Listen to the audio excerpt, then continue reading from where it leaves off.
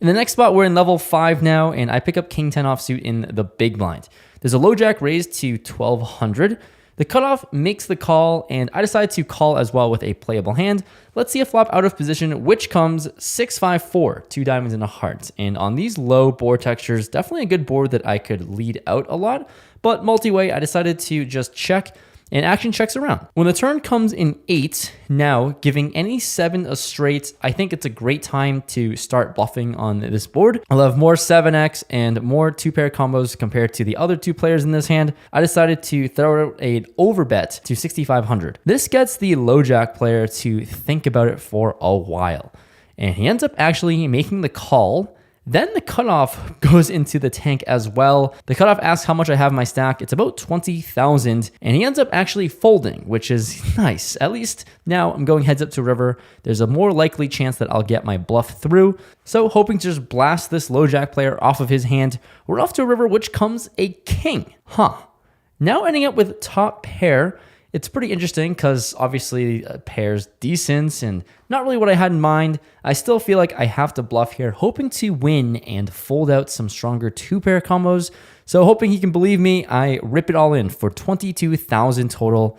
And the opponent has about the same size stack. So for his tournament life, this player goes deep into the tank, and there's a lot of thinking involved in these massive pots early on in this tournament. And it's clear that he doesn't have a 7 when he's thinking for so long, as it clearly would have snap called. And while he's thinking more, I'm screaming in my head to please fold. I've been playing this tournament for literally 10 minutes, and I'm bluffing off my stock already. Who would have thought? Anyways, I don't want to rebuy this quick, but he does end up calling and sticking it in, which sucks. I show top pair, just a pair of kings. I'm already out of my seat before he shows ace 5 of clubs. What? He just called down with 4th pair and I win?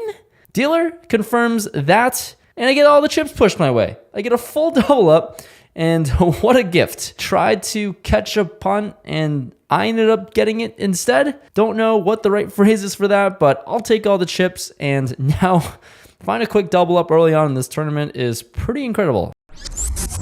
There's a +2 raise to 6,000, and I think I have a decision to either jam or make the call.